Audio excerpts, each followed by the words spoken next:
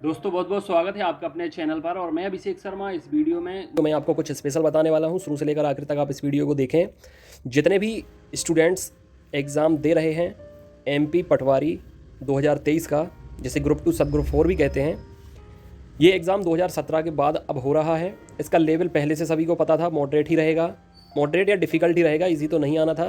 क्योंकि इस बार एग्ज़ाम में लगभग क्या पूरे 8 विषय दिए गए हैं और कहने के लिए 8 सब्जेक्ट हैं। उसमें बहुत सारे सब्जेक्ट इंक्लूड रहते हैं। जैसे साइंस की बात करें तो फिजिक्स, केमिस्ट्री, बायोलॉजी।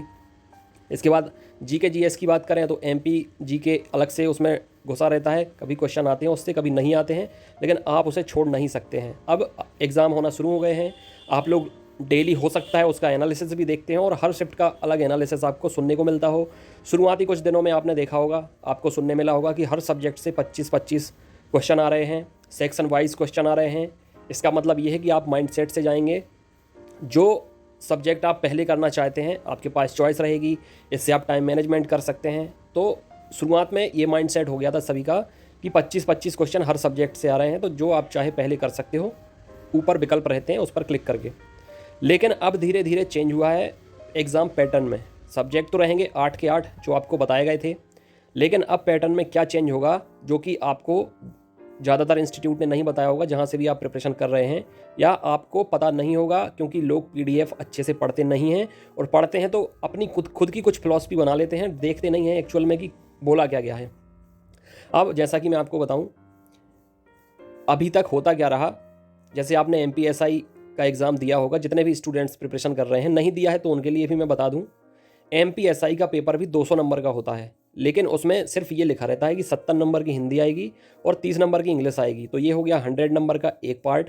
दूसरे पार्ट में लिखा रहता है कि 100 नंबर का पार्ट आएगा जिसमें सभी कुछ मिक्सअप रहेगा। उसमें जीके जीएस भी रहेगा, साइंस भी रहेगा, एमपी जीके भी रहेगा, मैथ्स रीजनिंग भी रहेगा। लेकिन कभी भी ये नहीं बताया जाता कि कितने नंबर का क्या आएगा। हालांकि मैंने देखा था 2017 में 25-25 क्वेश्चन के 4 सब्जेक्ट डाले थे उनने, लेकिन ये वो कभी लिखते नहीं हैं।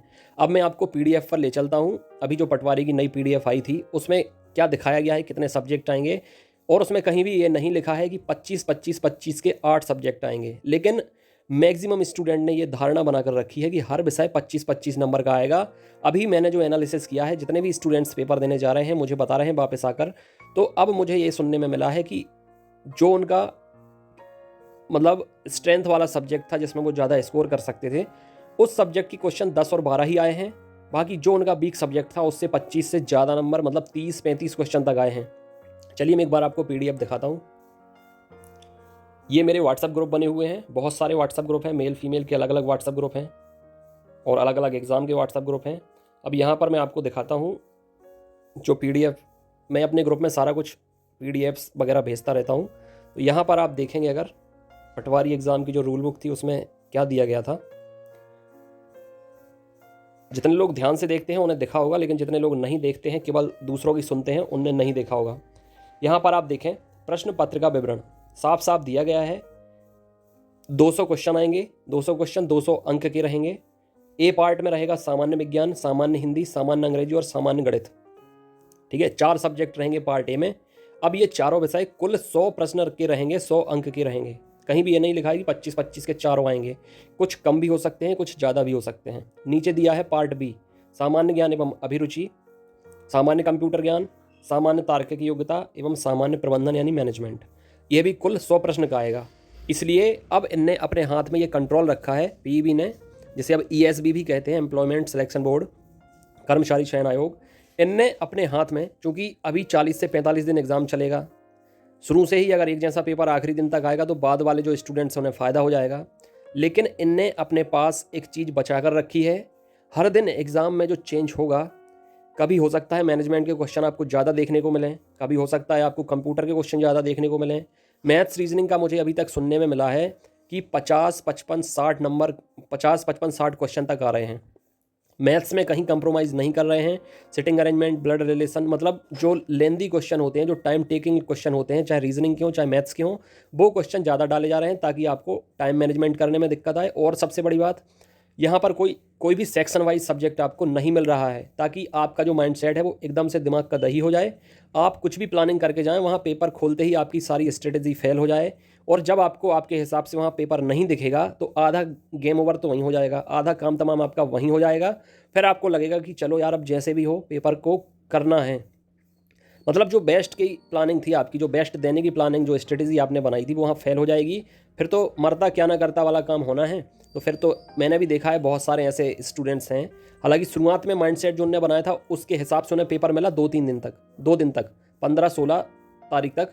तो उनका स्कोर तो मुझे देखने को मिल रहा है, गर्ल्स हैं 130 135 तक की हैं जो ग्रुप में जुड़ी हैं, और बॉयज़ हैं जो 140 142 145 तक करके आए हैं। लेकिन अब धीरे धीरे ये चीज़ें थोड़ा डिफ़िकल्ट होती चली जाएंगी, क्रिटिकल होती चली जाएंगी। इसलिए जिसको लग रहा है कि उन्हें बहुत टाइम मिल गया है, उन्हें फ़ायदा मिलेगा, फ़ायदा नहीं मिलने वाला। शुरुआत में एक तो नॉर्मलाइजेशन में रिस्क नहीं रहता, शुरुआती पेपर में या तो नॉर्मलाइजेशन के नंबर बढ़ते हैं या बराबर रहते हैं, लेकिन धीरे धीरे जैसे एग्ज़ाम होते हैं तो चांस रहते हैं बाद में जिनका एग्ज़ाम होता है उनके नंबर घटने के, डिफ़िकल्टी लेवल भी बढ़ जाता है।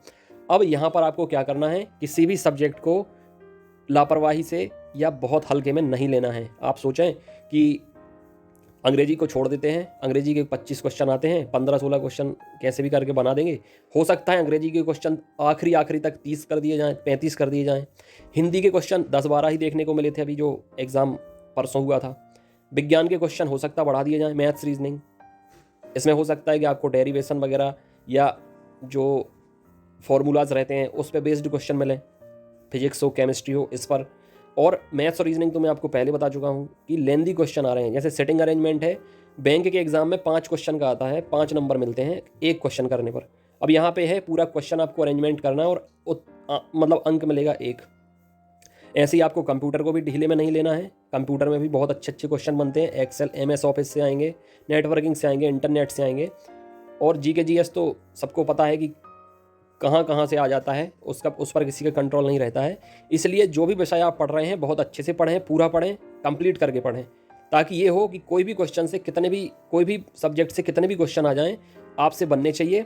और सीक्वेंस में भी अगर ऊपर नीचे हो तो उसमें भी आपको कोई दिक्कत नहीं होनी चाहिए, जो भी क्वेश्चन आए उसको हिट करते जाना है। हिंदी का क्वेश्चन देखने को मिल गया, पता चला अगला क्वेश्चन आपको गणित का देखने को मिल गया, फिर एक क्वेश्चन पता चला आपको साइंस का मिल गया, अगला क्वेश्चन आपको इंग्लिश का मिल गया। तो ऐसे में कहीं ना कहीं स्ट्रेटेजी तो फेल होती है, लेकिन आप जो चीज़ें पढ़ के जा रहे हैं पूरा एकाग्रता के साथ, कंसंट्रेशन के साथ आपको अपना बेस्ट देना है। और सबसे बड़ी बात ये दिमाग से निकाल दीजिए कि 200 नंबर का पेपर है तो कट ऑफ 170 180 जाएगी, बिल्कुल नहीं जाएगी। अगर आप UR कैटेगरी से भी बिलोंग करते हैं और 140 प्लस वहाँ पर करके आते हैं तो गोल्डन अपॉर्चुनिटी है आपके लिए, गोल्डन चांस है कि आपका सिलेक्शन मतलब जो लिस्ट है उसमें नाम आएगा, क्योंकि वैकेंसीज काफ़ी हैं। फिर भी कोशिश करें 150 प्लस, ताकि नॉर्मलाइजेशन में अगर ऊपर नीचे होता है तो भी सेफ रहें, लेकिन 140 प्लस करके आएंगे तो भी आप रेस में बरकरार रहेंगे मेरी तरफ से। इस वीडियो में इतना ही। अपनी सेहत का ख्याल रखें, और जितने कैंडिडेट्स का एग्जाम अभी बचा हुआ है उन सभी को ऑल द वेरी बेस्ट। बाकी अपकमिंग एग्जाम की प्रिपरेशन भी शुरू हो रही, तो आकर फटाफट ग्रुप में जुड़ें, एप्लीकेशन से जुड़ सकते हैं, चैनल से जुड़ सकते हैं। और जितने लोग एग्जाम दे चुके हैं उन्हें भी बिल्कुल निगेटिव डिमोटिवेट नहीं होना है। अगर अच्छे अंक आए हैं 120 125 30 35 40 तो भी चांस हैं आपके, अगर अदर कैटेगरी से हैं तो भी। बाकी जितने अपकमिंग एग्जाम है अब उस पर फोकस करिए, नेकी कर दरिया में डाल। जब तक ज्वाइनिंग ना हो तब तक आपको पीछे मुड़ के नहीं देखना है कौन से एग्जाम में कितने नंबर आए। जब तक सिलेक्शन ना हो जाए, लिस्ट लेटर हाथ में ना जाए, तब तक आपको करते रहना है, रुकना नहीं है। ये साल आपके लिए बेस्ट है, गोल्डन अपॉर्चुनिटीज़ आपके सामने हैं। जरूर आपको एक गवर्नमेंट जॉब मिल जाएगी, बस लगे रहना है। ठीक है friend, all the best, God bless you.